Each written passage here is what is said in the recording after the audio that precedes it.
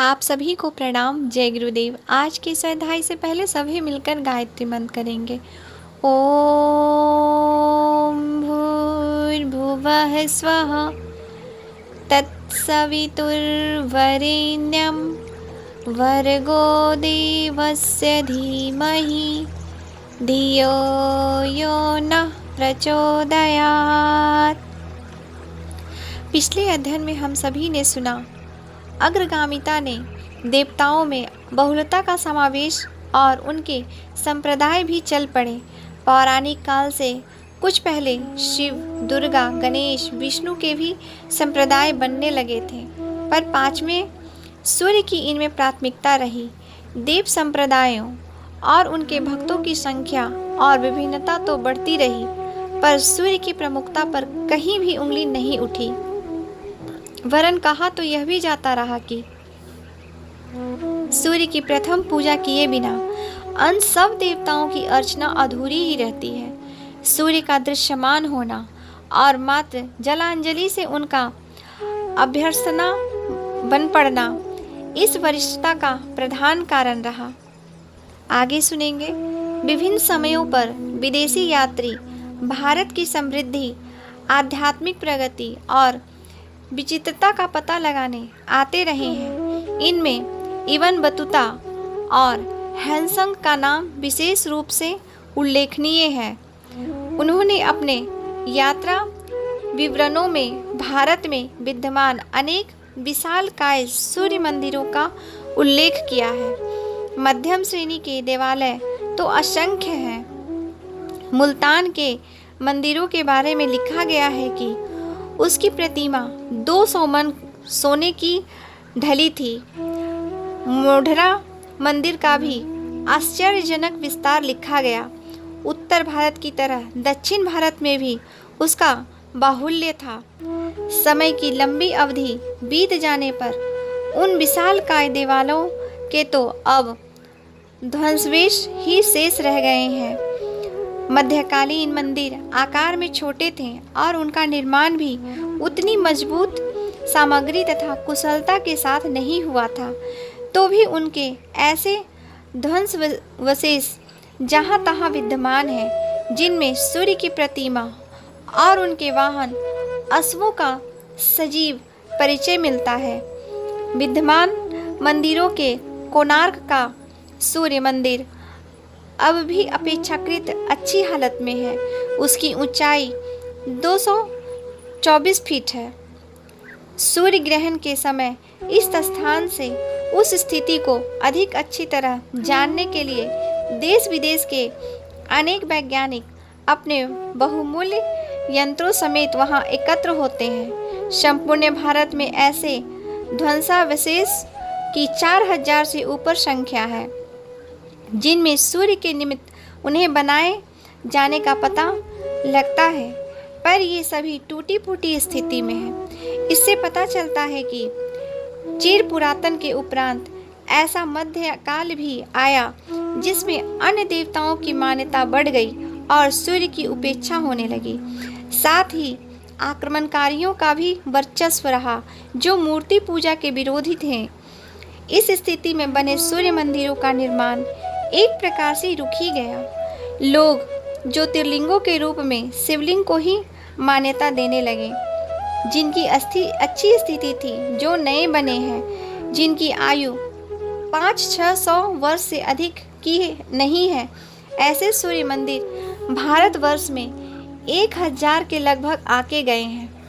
विदेशों में जो ध्वंस विशेष मिले हैं, उनकी संख्या भी हजारों में है। इन सब प्रमाणों द्वारा ऐतिहासिक दृष्टि से भी यही विदित होता है कि भारतीय संस्कृति में सूर्य की मान्यता को अतीत व ऊंचा स्थान चिर पुरातन काल से दिया जाता रहा है।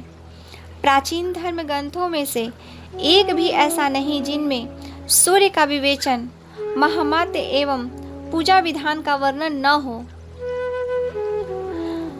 पुराणों और उप पुराणों में भी सभी में किसी न किसी रूप में सूर्य संबंधी उपाख्यान विद्यमान है।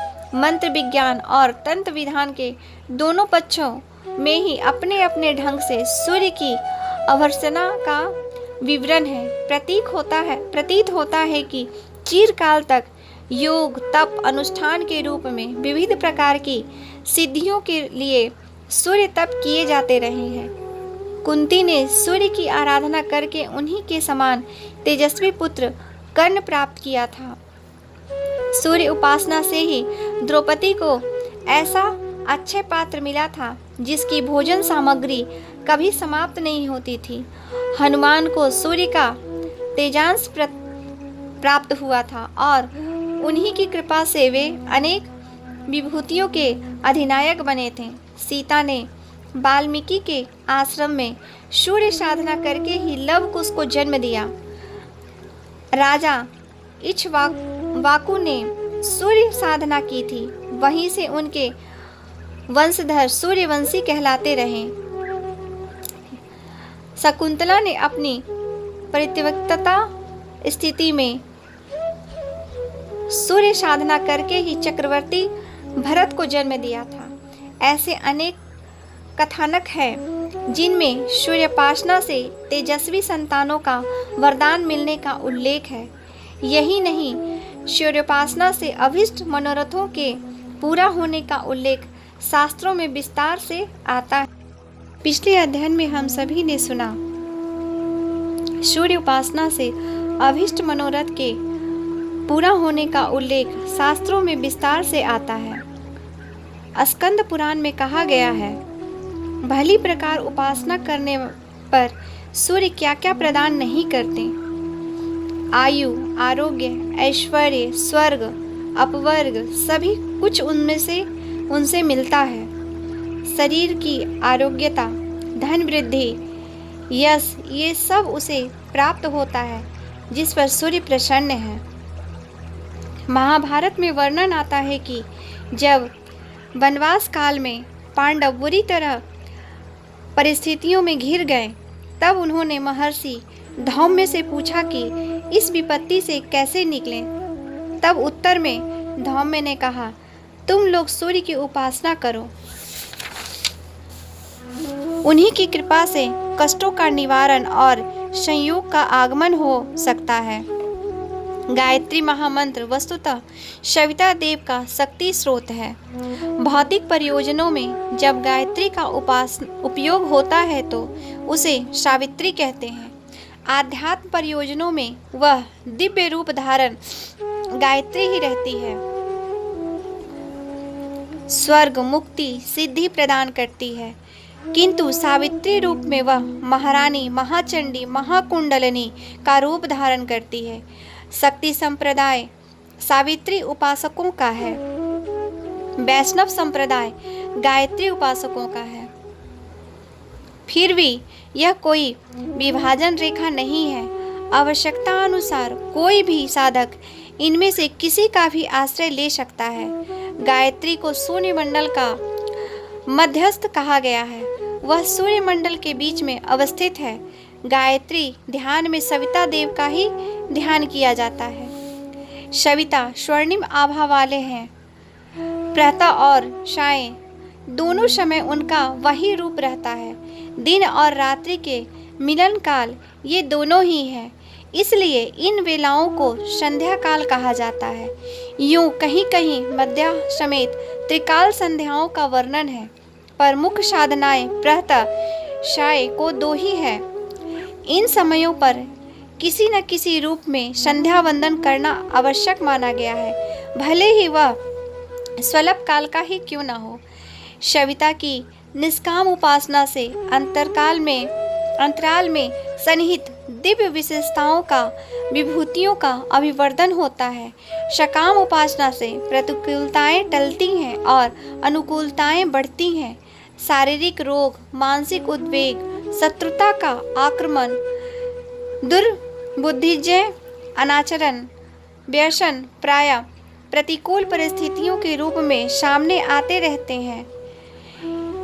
इनसे किसी प्रकार पीछा छुड़ाया जाए, इसकी अंतः प्रेरणा सूर्य उपासना से जन्म लेती है। उपाय सूझ पड़ते हैं और उन्हें कार्यान्वित करने के लिए जिस विवेक और साहस की आवश्यकता पड़ती है, उनका उद्भव भी अंतर क्षेत्र में से अनायास ही उदय होने लगता है। स्वाध्याय, सत्संग, चिंतन, मनन के उपायों को अंतर चेतना के अभिवर्धन में सहायक माना गया है, पर ये बाह्य प्रयोग ही पर्याप्त नहीं है। उज्जवल भविष्य का निर्माण करने वाले जिस आंतरिक उल्लास की आवश्यकता है, उसमें सूर्य आराधना विशेष रूप से सहायक होती है। सावित्री साधना में सविता की ध्यान धारणा अनिवार्य मानी गई है। सूक्ष्म शरीर का परिशोधन एवं शक्तिवर्धन स्वर्णिम सूर्य सविता का ध्यान करने से पूरा होता है। प्रातः काल में सूर्य विमुख होकर नेत्र बंद रखते हुए भ्रू मध्य, हृदय स्थान एवं नाभि चक्र में प्रकाश पुंज का ध्यान किया जाता है। मस्तिष्क में बुद्धि चेतना का, हृदय में भाव संवेदना और नाभि में सर्वोत्तमुखी बलिष्ठता का निवास है। इन स्थानों में किया गया ध्यान अपने अपने केंद्रों को अधिक समर्थ बनाता है, उनकी चेतना को अधिक विकसित करता है। इस प्रकार स्थूल, सूक्ष्म और कारण तीनों ही शरीर अपने अपने क्षेत्र में बीज रूप से विद्यमान क्षमताओं के जागरण में, उत्कर्ष में विशेष रूप से सहायक सिद्ध होते हैं। हठ योग में कुंडलिनी जागरण के प्रयोग को अधिक महत्वपूर्ण माना गया है। मेरुदंड में षष्ठ चक्र है। जननेंद्रियां मूल में प्रसुप्त सर्पिणी जैसी कुंडलिनी का मूल आधार है। इसका अंतिम सिरा मस्तिष्क मध्य वाले ब्रह्मरंध्र में सहस्त्रार कमल में है। इन तीनों पक्षों को मिलकर कुंडलिनी का पूरा कलेवर बनता है। जागरण के लिए जहाँ अनन्य कृत्यों का समावेश करना पड़ता है, वहाँ सूर्य का ध्यान भी अनिवार्य है। जिस जिस केंद्र में सूर्य का ध्यान किया जाता है, वह जागृत, सक्रिय और गतिवान होने लगता है। इस साधना का यह सरलतम मार्ग है कि सहस्त्रार से लेकर मेरुदंड अवस्थित 6 चक्रों में होते हुए जननेंद्रियां मूल तक के समूचे क्षेत्र में सूर्य प्रकाश के प्रवेश करने, ऊर्जा भरने का ध्यान किया जाए। पिछले अध्ययन में हम सभी ने सुना, हठ योग में कुंडलिनी जागरण के प्रयोग को अधिक महत्वपूर्ण माना गया है। मेरुदंड में षष्ठ चक्र है। जननेंद्रिया मूल में प्रसुप्त सर्पिणी जैसी कुंडलिनी का मूल आधार है। इसका अंतिम सिरा मस्तिष्क मध्य वाले ब्रह्मरंध्र से में सहस्त्रार कमल है। इन तीनों पक्षों को मिलाकर कुंडलिनी का पूरा कलेवर बनता है। जागरण के लिए जहाँ अनन्य कृत्यों का समावेश करना पड़ता है, वहाँ सूर्य का भी ध्यान अनिवार्य है। जिस जिस केंद्र में सूर्य का ध्यान किया जाता है, वह जागृत, सक्रिय और गतिवान होने लगता है। इस साधन का यह सरलतम मार्ग है कि सहस्त्रार से लेकर मेरुदंड अवस्थित 6 चक्रों में होते हुए जननेंद्रिया मूल के समूचे क्षेत्र में सूर्य प्रकाश के प्रवेश करने, ऊर्जा भरने का ध्यान किया जाए। आगे सुनेंगे। सोहम साधना द्वारा प्राण आकर्षित किया जाता है। सांस लेते समय सो और निकलते समय हम की ध्वनि का ध्यान किया जाता है, पर इसके साथ ही श्वास पर श्वास की सूर्य शक्ति से ओतप्रोत होने की भावना भी की जाती है।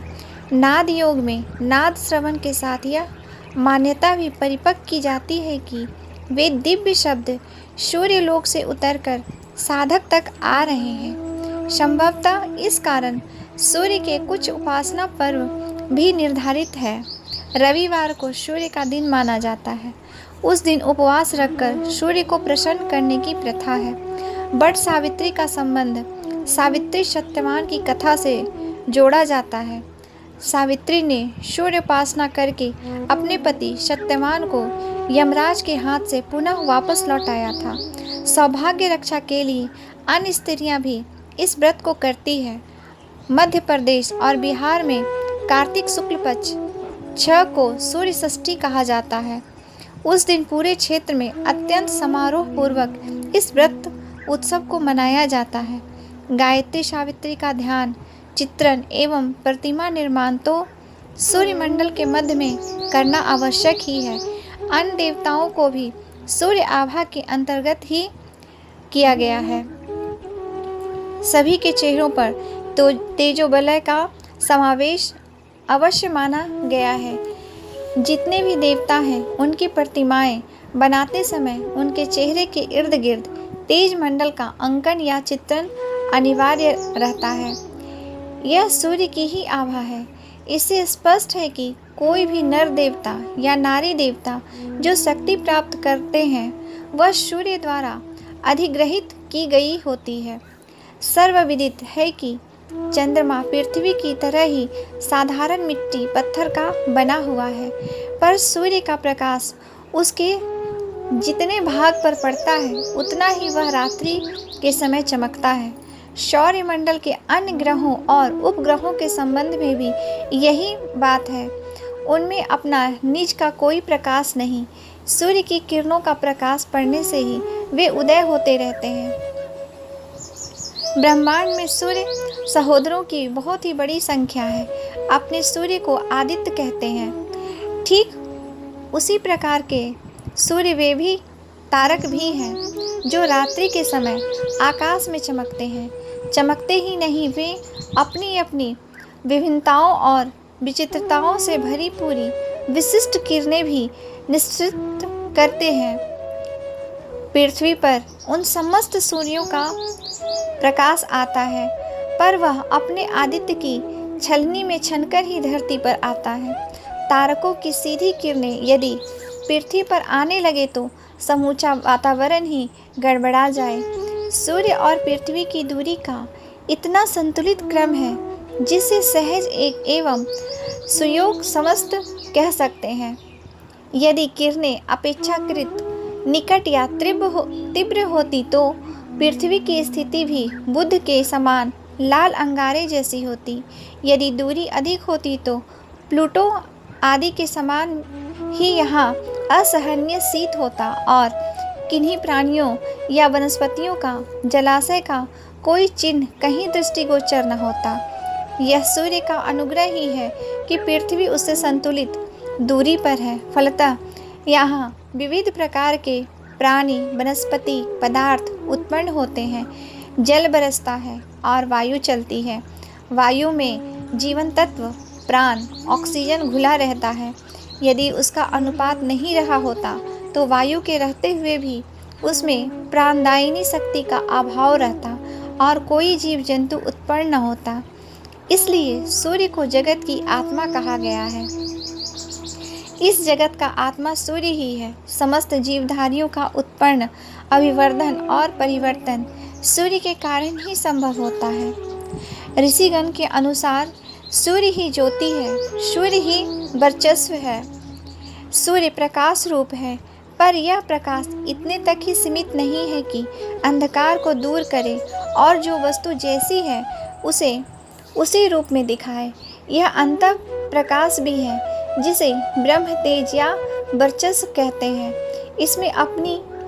इससे अपनी तथा विश्व की महिमामयी विभूतियों के दर्शन भी होते हैं। सावित्री से ऊंचा और कोई नहीं। शास्त्रकारों के अनुसार सूर्य उपासना का एकमात्र मंत्र सावित्री है। सप्तभ्यातियाँ लगाने पर वह सावित्री कहलाती है और 3 भ्यातियाँ रहने पर उसे गायत्री कहते हैं। पिछले अध्ययन में हम सभी ने सुना सीलन, सड़न, कृमि, कीटक, दुर्गंध आदि के निवारण में जितने भी प्रयोग उपचार प्रयुक्त होते हैं उन सब की तुलना में अकेली सूर्य ऊर्जा कहीं अधिक बढ़कर प्रयोजन पूरा करती है। गंदगी का अनुपात जब बढ़ता है तब ग्रीष्म ऋतु में तूफान, अंधड़, चक्रवात उठते हैं। उनका उद्देश्य वातावरण की, वायुमंडल की सुविस्तृत सफाई करना ही है। समुद्र स्थिर रहता है पर उसे भी ज्वार भाटों के माध्यम से ऊंची लहरें एवं तूफान गतिशील बनाए रखते हैं। चल नदियों का पानी ही स्वच्छ रहता है, स्थिर जोहड़ों का पानी सड़ने लगता है। उसी प्रकार समुद्र का जल भी तब तक शुद्ध रहता है जब तक उसमें हलचल उठती रहती है। यह कार्य सूर्य और चंद्रमा की आकर्षण शक्ति ही संपन्न करती है। सूर्य किरणें ही समुद्र जल को भाप बनाती है, बादल बनकर उन्हें जहाँ तहाँ बरसाती है। इसलिए सविता को अग्नि का ही नहीं, जल का देवता भी माना गया है। धूप दीप जैसे अग्नि प्रतीकों के साथ साथ देव पूजा में जल कलश का प्रयोग होता है। जिस प्रकार यज्ञाग्नि में अनेकानेक देवताओं का आवाहन किया जाता है, उसी प्रकार पूजा वेदी पर स्थापित किए जाने वाले जल कलश में विभिन्न प्रकृति के विभिन्न प्रयोजनों वाले देवताओं को भी आमंत्रित किया जाता है। सूर्य को इंद्र और वरुण दोनों की संज्ञा दी गई है। इंद्र अग्नि है और वरुण जल। दोनों के समन्वय से यह पृथ्वी अपनी विभिन्न क्रिया प्रक्रियाओं का सूत्र संचालन करती रहती है। मनुष्य शरीर भी एक प्रकार का भूमंडल, सौरमंडल अथवा ब्रह्मांड ही है। इसके प्रकट और अप्रकट क्रियाकलापों में सूर्य का असाधारण एवं अद्भुत योगदान रहता है। इसलिए सूर्य उपासना का इतना अधिक महत्व बताया गया है। आगे सुनेंगे समस्त शक्तियों का उद्गम स्रोत सविता। समस्त देव शक्तियों का उद्गम स्रोत सविता है। शतपथ ब्राह्मण में कहा गया है, सविता व देवाना प्रविष्टा, अर्थात सविता ही देवों का प्रसवित है। प्रसविता का अर्थ प्रसव कराकर यानी उत्पत्ति कराकर अथवा उत्पादन कराना है। ब्रह्मांड व्यापी ब्रह्म तेजयुक्त चेतना का ही नाम सविता है। उसके चिन्मय प्रकाश रूप का स्थूल प्रतीक सूर्य है। सविता से देव उत्पन्न होता है। वे मानो उस चेतना सूर्य की रश्मियाँ हैं। एते वे विश्वे देवा रश्मयः, ऐसा श्रुति वाक्य है। देव का अर्थ धोतनशील या दीप्ति युक्त होता है। इसलिए उन्हें चेतना रश्मियाँ ही समझनी चाहिए। ये चेतना रश्मियाँ स्वाभाविक ही विपुल शक्ति पुंज हैं। प्राण से प्राणित अग्नि ही आदित्य है, यानी व्यापक प्राण ऊर्जा से ऊर्जस्वरित तरंग समूह ही आदित्य है। यह चेतना ज्योति तरंग कणों का ऊर्जास्वी विस्तार है। इसे ही सविता कहते हैं। वह सर्वव्यापी ऊर्जस्वी चेतना ज्योति है। उस सत्ता का अधिभौतिक स्वरूप सूर्य है, आधिदैविक स्वरूप आदित्य है और आध्यात्मिक स्वरूप सविता है। इसलिए आध्यात्मिक अर्थ में सविता ब्रह्मव्यापी चेतना ऊर्जा को कहते हैं। उसी से विभिन्न देव शक्तियाँ विकिरण ऊर्जाओं के रूप में विस्तृत प्रसारित होती रहती है। धोतनशील यानी प्रकाशनशील बोधप्रद होने के कारण इन चित्त शक्तियों को देव कहते हैं। सविता ही इन सब देव शक्तियों का केंद्र व आधार है। सविता के आधिभौतिक पक्ष की आधारभूत स्थूल इकाई परमाणु है। परमाणु नाभिक केंद्रीय ध्रुव है। उसमें परमाणविक इलेक्ट्रॉनों के विभिन्न स्तर या कक्षाएं होती हैं। इसी प्रकार भूलोक से लेकर स्वर्गलोक तक 7 मंडल है, जिनके नाम क्रमशः प्रवाह, आवाह, उद्वह, संवह, विवह, परिवह और प्रवावह कहे गए हैं। ये मंडल वस्तुतः जैविक विद्युत प्रवाह के 7 स्तर हैं। इन्हें ही 7 देवलोक कहा गया है। 7 प्रकार की प्रधान विकिरण ऊर्जाएं ब्रह्मांड में सक्रिय हैं। आज के लिए यहीं तक। आप सभी को प्रणाम। जय गुरुदेव।